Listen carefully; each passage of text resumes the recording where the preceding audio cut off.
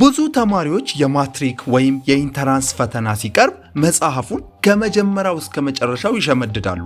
ነገር ግን ፈተናው ላይ ሲደርሱ ጥያቄዎቹን ሙሉ በሙሉ አዲስ ይሆንባቸዋል። ለምን ይመስላችኋል? ምክንያቱም የኢንተራንስ ፈተና ጥያቄዎች የሚወጡት ከመጽሐፉ መስመር በመስመር ወይም ላይን ባይ ላይን ሳይሆን በየዩኒቱ መጀመሪያ ላይ ከተቀመጡት ለርኒንግ አውትካም ወይም ኮምፒታንሲ ተማሪው ሊጨብጠው ከሚገባው ክህሎት ተነስቶ ነው።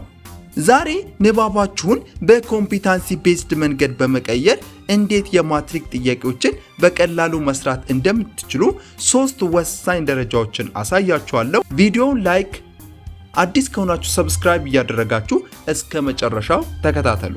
ወደ 3 ሐሳቦች ከመሄዳችን በፊት አንድ ግልጽ እንዲሆንላችሁ ፕራክቲካል የሆነ ኤግዛምፕል እኔ ወሰድኩት ለምሳሌ ያክል ሂስትሪን ነው። እናንተ ናቹራል ከሆናችሁ ባዮሎጂም ኬሚስትሪ መውሰድ ትችላላችሁ። ሶሻል ከሆናችሁ ደግሞ ሂስትሪ፣ ጂኦግራፊ፣ ኢኮኖሚክስም መውሰድ ትችላላችሁ። ለርኒንግ አውትካም ታወጣላችሁ ወይም ኮምፒታንሲውን ታያላችሁ።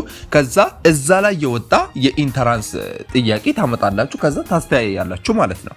ለምሳሌ ያክል እኔ የ12ኛ ክላስ ሂስትሪ ዩኒት 4 ያለውን ኮምፒታንሲ እና እዛ ላይ ቀላል የሆነ ጥያቄ አምጥቼ ምን ያክል እንደሚገናኝ ላሳያችሁ። ተመልከቱ።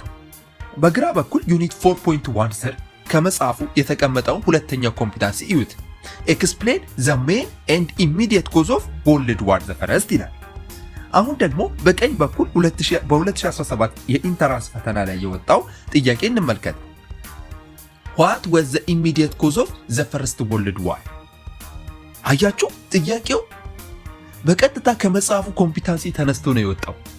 ስለዚህ አንድ ተማሪ መጽሐፉን ገጽ በገጽ ከመሸምደድ በፊት ይህንን ኮምፒታንሲ አይቶ አንደኛውን የዓለም ጦርነት ኢሚዲየት ኮዝ ቀጥተኛ መንስኤ ምንድን ነው ብሎ ትኩረት ሰጥቶ ካጠና መልሱ ሲ ዘ ሰረንደር ኦፍ ዘ ሂር ቱ ዘ ትሮን ኦፍ አውስትሮ ሃንጋሪያን ኢምፓየር ማለትም የአርችዱክ ፍራንስ ፈርዲናንድ ግድያ መሆኑን ወዲያውኑ ይለያል ማለት ነው። ስለዚህ ይሄ የሚያሳየው ፈተናን በቀላሉ ለማለፍ ቁልፍ ነገር በኮምፒታንሲ ወይም ለርኒንግ ኦብጀክቲቭ ላይ አትኩሮ ማንበብ መሆኑ ነው።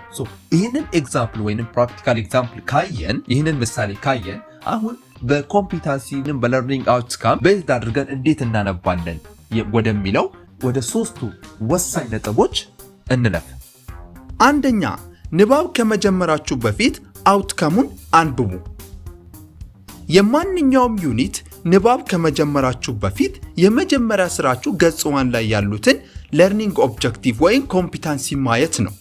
ለምሳሌ መጽሐፉ ላይ ለርኒንግ ኦብጀክቲቭ ወይም ኮምፒታንሲው ላይ ስቱደንት ዊል ቢ ኤብል ቱ ኮምፔር የሚል ካለ ፈተናው ላይ ንጽጽር ተኮር ጥያቄ የመውጣት ቻንሱ በጣም ሰፊ ነው ማለት ነው። ምክንያቱም ኢንተራንስ አውጪዎች ፈተና ሲያወጡ ለርኒንግ አውትካሙ ላይ ሐሳብ ያነሱና ለዛ ደግሞ መልስ የሚፈልጉት እዛ ቶፒክ ላይ ሄደው መጽሐፉ ላይ መልስ ይመልሳሉ ማለት ነው። ከዛ እንደዛ ነው ጥያቄ የሚወጣው። ሌላ ደግሞ ስቱደንት ዊል ቢ ኤብል ቱ አናላይዝ ካለ ደግሞ ትንተና የሚጠይቅ ጥያቄ ይዘጋጃል ማለት ነው። ስለዚህ ንባባችሁን ከመጀመራችሁ በፊት አእምሯችሁ ምን መፈለግ እንዳለበት በእነዚህ አውትካም መስመር አስይዙት። ሁለተኛ፣ ከመሸምደድ ወደ መተንተን ተሸጋገሩ። አብዛኞቹ የኢንተራንስ ጥያቄዎች አሁን ላይ ዋት ኢዝ ማስታወስ ብቻ አይደሉም። ይልቁንም ዋይ ምክንያት መፈለግ፣ ሃው ሁኔታዎችን ማገናኘት፣ አፕላይ ኦር አናላይዝ ተግባራዊና ትንተና ላይ ያተኩራሉ። ስለዚህ እያነበባችሁ ሳለ ጽንሰ ሐሳቡን ከመሸምደድ ይልቅ ይህንን ነገር ከእውነተኛው ዓለም ወይም ከሌሎች ርዕሶች ጋር እንዴት ይገናኛል ብላችሁ ራሳችሁን ጠይቁ። ሶስተኛ፣ የራስህን ፈተና አዘጋጅ። አንድን ዩኒት አንብባችሁ ስትጨርሱ መጽሐፉን ዝጉና በዩኒቱ መጀመሪያ ላይ ወደ ነበሩት ለርኒንግ አውትካም ተመለሱ። እያንዳንዱ አውትካም እያያችሁ ይህን ነጥብ ማብራራት ወይም መተንተን እችላለሁ ብላችሁ ራሳችሁን ፈትሹ። መመለስ ካልቻላችሁ ያንን ክፍተት ብቻ ተመልሳችሁ አንብቡ። ባጭሩ ኢንተራንስ ለማለፍ መፍትሄው ብዙ ሰዓት ማንበብ ብቻ ሳይሆን በትክክለኛው ኮምፒታንሲ ወይም ለርኒንግ አውትካም ላይ አተኩሮ ማንበብ ነው። ቀጣዩን ዩኒት ማንበብ ከመጀመራችሁ በፊት መጀመሪያ የትምህርቱን አውትካም አይታችሁ ጀምሩ። ልዩነቱ ወዲያውኑ ታዩታላችሁ። ይህ ቪዲዮ ጠቃሚ ሆኖ ካገኛችሁት ላይክ ማድረጋችሁን አትርሱ። ለጓደኞቻችሁ ሼር አድርጉ።